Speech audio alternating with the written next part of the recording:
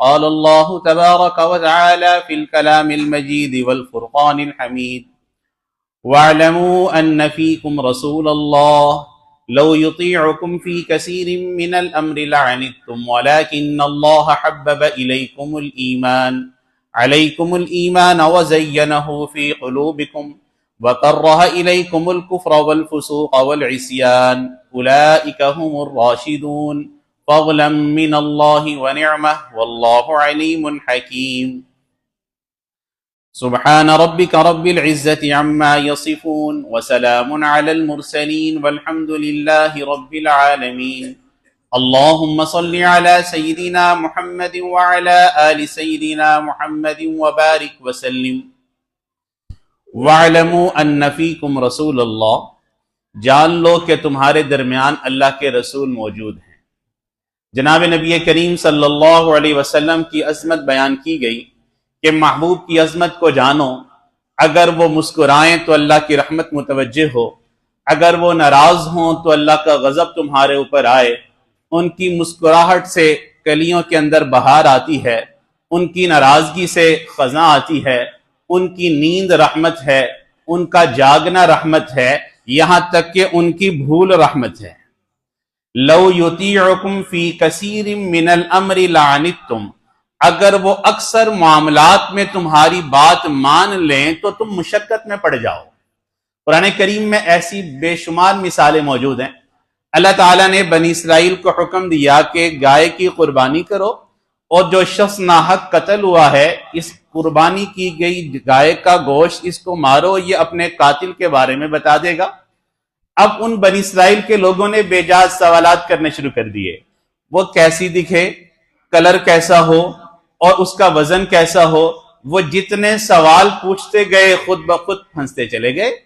پھر اس طرح کی گائے صرف ایک ہی تھی بنی اسرائیل میں، ایک یتیم کے پاس، اور اس نے اس کے وزن کے برابر سونا لوگوں سے وصول کیا۔ تو پروردگار عالم فرما رہے ہیں اگر تم اکثر معاملات میں رسول اللہ کے اوپر یہ بات ٹھونسو کہ وہ ہماری بات مانے تو تم مشقت میں پڑ جاؤ۔ جناب نبی کریم صلی اللہ علیہ وسلم نے اپنی زندگی کے اندر تراویح 3 دن پڑھائی، صحابہ کرام انتظار کرتے رہے اگلے دن اور کھانستے رہے۔ نبی علیہ السلام نے فرمایا کہ مجھے پتا تھا کہ تم آئے ہو، انتظار بھی کر رہے ہو، تمہاری کھانسی کی آواز بھی سن رہا تھا، لیکن میں نہیں آیا اس وجہ سے کہ یہ نماز اللہ کو اتنی پسند ہے کہ کہیں تم پہ فرض نہ ہو جائے۔ تو اگر رسول اکثر معاملات میں تمہاری بات مان لیں تو تم مشقت میں پڑ جاؤ۔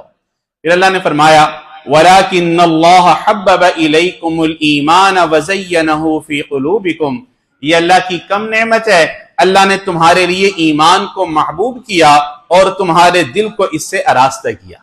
حضرات صحابہ کرام کی تعریف پروردگار نے فرمائی کہ اللہ تعالیٰ نے ان کے دل کو ایمان کے لیے محبوب کر دیا۔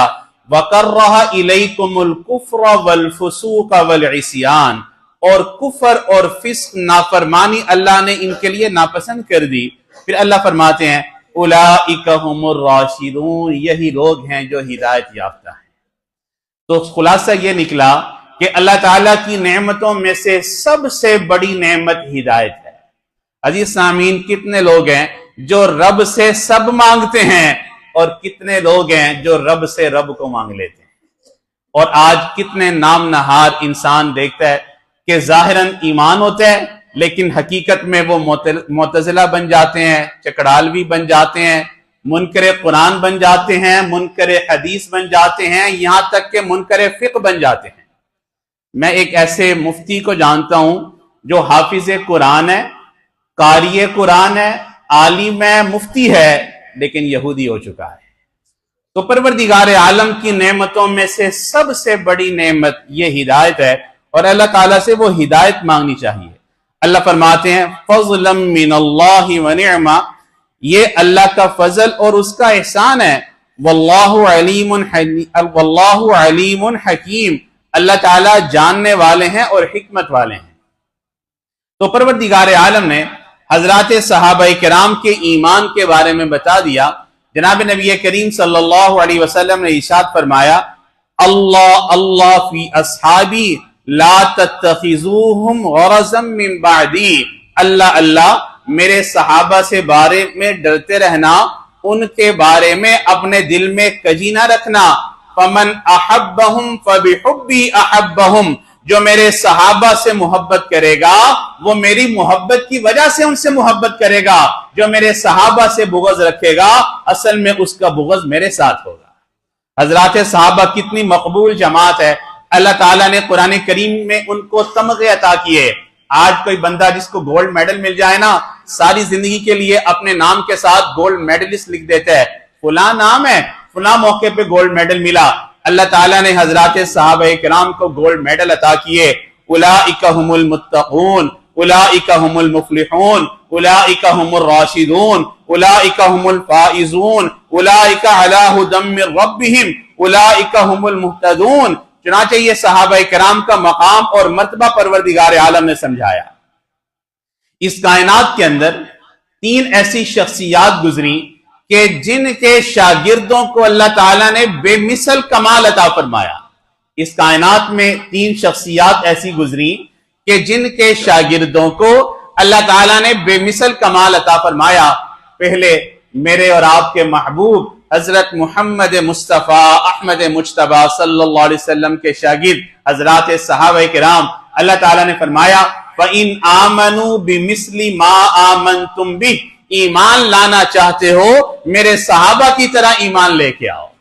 تو صحابہ کرام کا ایمان معیار ایمان ٹھہرا، میئر آف ٹیسٹ ٹھہرا کہ اگر ایمان لانا ہے ان کی طرح ایمان لے کے آؤ گے، جیسے یہ قدسی ارواح اللہ کی محبوب ہیں ان کی طرح ایمان ہوگا، تمہارا ایمان بھی اللہ کی نگاہ میں شرف قبولیت پا جائے گا۔ نبی علیہ السلام نے خطبہ حجۃ الوداع کے موقع پہ فرما دیا تھا فَلْيُبَلِّغُ الشَّاهِدُ الْغَائِبُ، تم میں جو موجود ہیں اب میرا پیغام ان تک پہنچائیں جو موجود نہیں ہے۔ صحابہ کرام کو اللہ کے نبی کی طرف سے ایک ذمہ داری مل گئی، میرا پیغام تم نے پہنچانا ہے۔ اب صحابہ سب کے سب عادل ہیں، کوئی بھی بندہ کسی بھی صحابی کے اوپر نہ جرح کر سکتا ہے، نہ کلام کر سکتا ہے، نہ گفتگو کر سکتا ہے، اس لیے کہ شاگرد پہ اعتراض در حقیقت استاد پہ اعتراض ہوتا ہے۔ تو اگر آپ صحابی پہ اعتراض کریں گے تو پس پردہ کس پہ اعتراض کر رہے ہیں؟ رسول اللہ پہ اعتراض کر رہے ہیں۔ تو جو متاخرین تھے یعنی صحابہ کرام کو اللہ تعالیٰ نے کمال عطا فرمایا، جناب نبی کریم صلی اللہ علیہ وسلم کے یہ شاگرد جن کو پروردگار عالم نے ایسی کمال زندگی عطا فرمائی کہ ان کا معیار، ان کا ایمان ہمارے لیے معیار آف ٹیسٹ ٹھہرا، ایمان لانے کا معیار ٹھہرا۔ اور قریب آئیے، امام اعظم ابو حنیفہ رحمۃ اللہ علیہ، اللہ تعالیٰ نے ایسی قبولیت عطا فرمائی تھی، 160 شاگرد دیے اور اللہ کی شان کے 160 شاگرد سے اللہ نے دین کا کام لیا۔ کوئی ایسا ایک بھی شاگرد نہیں امام ابو حنیفہ رحمۃ اللہ علیہ کا کہ جن سے اللہ تعالیٰ نے دین کا کام نہ لیا ہو۔ عبداللہ بن مبارک رحمۃ اللہ علیہ، ان کے بارے میں فن اسماء الرجال میں اتنے تعریفیہ الفاظ ہیں کہ اتنے تعریفیہ الفاظ امام بخاری رحمۃ اللہ علیہ کے بارے میں بھی نہیں لکھے گئے۔ یہ عبداللہ بن مبارک امام ابو حنیفہ کے شاگرد ہیں، امام بخاری رحمۃ اللہ علیہ امام ابو حنیفہ کے شاگردوں کے شاگرد ہیں۔ داؤد طائی رحمۃ اللہ علیہ تقوی کے پہاڑ ہیں، امام ابو حنیفہ رحمۃ اللہ علیہ کے شاگرد ہیں۔ امام محمد رحمۃ اللہ علیہ فن زبان دانی میں کمال درجے تک مقام پانے والے امام اعظم ابو حنیفہ رحمۃ اللہ علیہ کے شاگرد ہیں۔ تو میں نے یہ بتایا کہ 3 ایسی شخصیات اس امت میں گزری کہ پروردگار عالم نے جن کے شاگردوں کو قبولیت عامہ تامہ عطا فرمائی، صحابہ کی جماعت، امام اعظم ابو حنیفہ رحمۃ اللہ علیہ کے شاگرد، اور قریب کے زمانے میں حضرت شیخ الہند رحمۃ اللہ علیہ کے شاگرد۔ اللہ تعالیٰ نے ان سے بھی کمال کام لیا اور ہر شاگرد سے دین کی استقامت کا کام لیا۔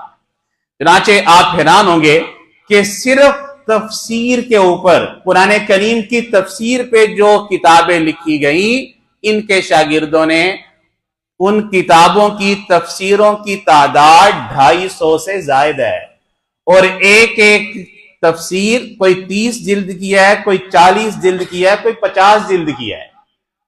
افغانستان کے ایک عالم علامہ افغانی رحمۃ اللہ علیہ 10 साल तक उन्होंने दरस कुरान दिया।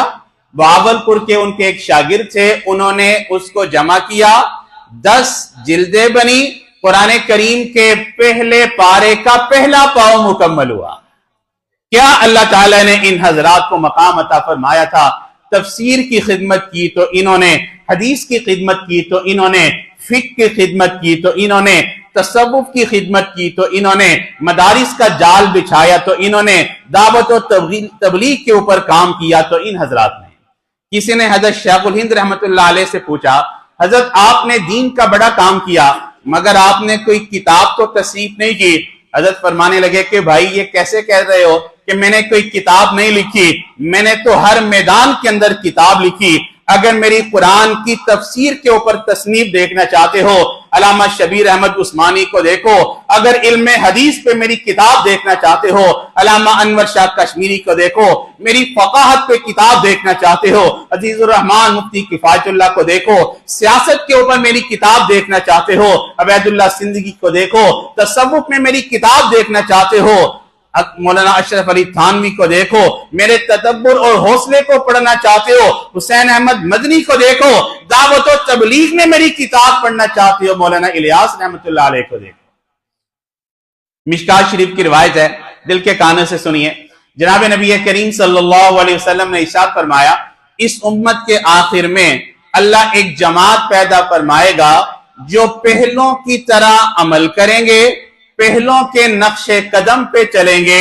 अल्लाह ताला पहले लोगों के साथ अजर में उन्हें बराबर हिस्सा अता फरमाएगा। उम्मत में आखिर में आएंगे लेकिन पहले लोगों के नक्शे कदम पे चलेंगे, उन्हीं की तरह दीन का काम करेंगे। अल्लाह ताला अजर में उन्हें भी बराबर हिस्सा अता फरमाएगा।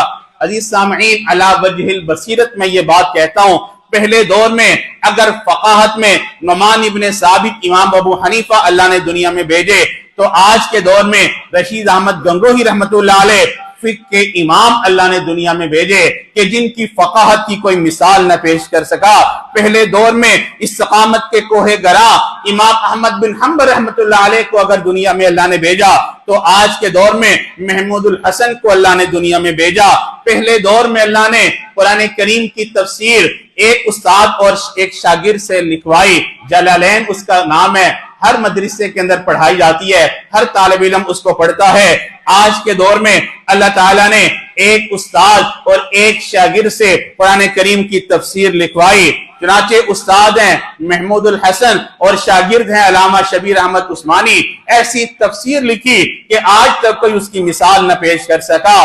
पहले दौर में इमाम बुखारी रहमतुल्लाह अलैह ने बुखारी शरीफ लिखी, तो आज के दौर में उसको समझने के लिए उसकी शरह अल्लामा अनवर शाह कश्मीरी रहमतुल्लाह अलैह ने लिखी। ऐसी शरह लिखी कि उस जैसी शरह कोई ना लिख सका। पहले दौर में इमाम मुस्लिम रहमतुल्लाह अलैह ने मुस्लिम शरीफ को लिख के अहादीस को जमा किया। आज के दौर में अल्लामा शबीर अहमद उस्मानी रहमतुल्लाह अलैह ने फतहुल मुल्हिम के नाम पे इस मुस्लिम शरीफ की 5 जिल्दों के अंदर शरह की। पहले दौर में इमाम अबू दाऊद ने अबू दाऊद लिखी। आज के दौर में बज़्नुल मजहूद अल्लामा खलील अहमद सहारनपुरी रहमतुल्लाह अलैह ने लिखी। चुनाचे कुरून ऊला की हदीस की सबसे पहली किताब मौता इमाम मालिक लिखी गई, और इसको समझने के लिए आज के दौर में हज़रत मौलाना ज़करिया रहमतुल्लाह अलैह ने ऐसी शरह लिखी कि इस जैसी शरह कोई ना लिख सका। तो बात यह समझने की है कि अल्लाह ताला ने हमें ऐसे सच्चे सुच्चे लोगों के साथ जोड़ा है जिनके बारे में हमने किताबों में पढ़ा कि कुदसी अरवाह का काफिला जा रहा था। अल्लाह ताला ने उस काफिले से चंद रूहों को रोक लिया ताकि मुताखिरीन भी अपनी जिंदगी में मुतकद्दिमीन के नमूनों को देख सके। अजीज सामीन, अगर आज किसी को अपने फलसफा और मंतक पे नाज है, मौलाना नानोतवी रहमतुल्लाह अलैह की जिंदगी को देखे। अगर आज किसी को फकाहत पे नाज है, हजरत गंगोही रहमतुल्लाह अलैह की जिंदगी को देखे। अगर आज किसी को इकामत दीन की कोशिशों पे नाज है, हजरत शेखुल हिंद रहमतुल्लाह अलैह की जिंदगी को देखे। अगर आज किसी को तसनीफ और तालीफ पे नाज है, हजरत अक़दस मुजद्दिद मिल्लत हजरत थानवी रहमतुल्लाह अलैह को देखे। इस दरवेश ने अपनी जिंदगी में 2800 किताबों की तसनीफ फरमाई। آج تو کوئی بندہ اپنی زندگی میں اتنی کتابیں نہ شاید پڑھ سکے جتنی کتابیں انہوں نے لکھی۔ اگر آج کسی کو اپنی ذہانت پہ ناز ہے، علامہ انور شاہ کشمیری رحمت اللہ علیہ کو دیکھے۔ اگر آج کسی کو اپنے تقوی پہ ناز ہے، مولانا مظہر حسین کاندھوی رحمت اللہ علیہ کو دیکھے۔ اگر آج کسی کو اپنی توحید پہ ناز ہے، شاہ اسماعیل شہید رحمت اللہ علیہ کو دیکھے۔ اگر آج کسی کو اپنے جذبہ دعوت و تبلیغ پہ ناز ہے، مولانا الیاس رحمت اللہ علیہ کو دیکھے۔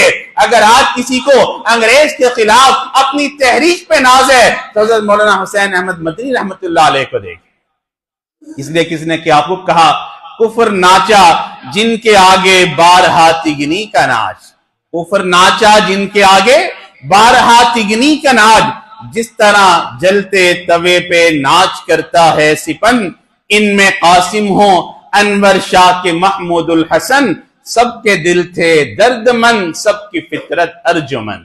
اللہ تعالیٰ نے ایسے ہمارے مشائخ کے ساتھ اور ایسے اکابرین کے ساتھ جوڑا ہے جو مقبول جماعت ہے۔ جناب نبی کریم صلی اللہ علیہ وسلم کی وہ حدیث پھر سن لیجئے، اللہ کے نبی نے فرمایا اللہ آخری دور میں ایک جماعت کو پیدا فرمائے گا جو پہلے لوگوں کے نقش قدم پہ چلیں گے، انہی جیسے اعمال کریں گے، اللہ تعالیٰ انہی کے ساتھ اجر میں برابر پورا حصہ انہیں بھی عطا فرمائے گا۔ اللہ انہی اکابر کے ساتھ ساری زندگی نچی رہنے کی توفیق نصیب فرمائے۔ وآخر دعوانا ان الحمدللہ رب العالمین۔ سبحان ربی العلی الوہاب، اللہم ربنا آتنا فی الدنیا حسنہ وفی الآخرۃ حسنہ وقنا عذاب النار۔ اللہم انا نسألک من خیر ما سألک منہ عبدک ونبیک محمد صلی اللہ علیہ وسلم، ونعوذ بک من شر ما استعاذک منہ عبدک ونبیک محمد صلی اللہ علیہ وسلم، وانت المستعان وعلیک البلاغ ولا حول ولا قوة الا باللہ۔ اے اللہ ہمارے روزے قبول فرما، تراویح قبول فرما، ٹوٹی پھوٹی نیکیاں قبول فرما، آنے والے وقت کو گزرے ہوئے وقت سے بہتر بنا، آنے والی زندگی کو گزری ہوئی زندگی کا کفارہ بنا۔ اے اللہ قدم قدم اپنی رحمتیں شامل حال فرما۔ اے اللہ اس ماہ مبارک مہمان کو ہم سے راضی فرما، قیامت کے دن اس کو ہمارے حق میں سفارشی بنا، اس کی سفارش کو قبول فرما اور ہم گناہگاروں کے گناہوں کو معاف فرما۔ اے کریم پروردگار ہم سب کی بخشش کا فیصلہ فرما۔ اللہم اغفر لامت سیدنا محمد صلی اللہ علیہ وسلم، اللہم ارحم لامت سیدنا محمد صلی اللہ علیہ وسلم، اللہم استر لامت سیدنا محمد صلی اللہ علیہ وسلم، اللہم تجاوز لامت سیدنا محمد صلی اللہ علیہ وسلم۔ اے اللہ رمضان المبارک میں ہر مانگی گئی دعا قبول فرما، ہمیں مستجاب الدعوات بنا، مقام تاثیر نصیب فرما، مقام تسخیر نصیب فرما، اپنے سے مانگنے کا ڈھنگ بھی عطا فرما۔ اے کریم پروردگار مانگنا نہیں آتا بن مانگے ہی عطا فرما، ہماری دعاؤں کو اپنے فضل سے قبول فرما۔ وصلی اللہ تعالی علی حبیبہ سیدنا و مولانا محمد وعلی آلہ واصحابہ اجمعین برحمتک یا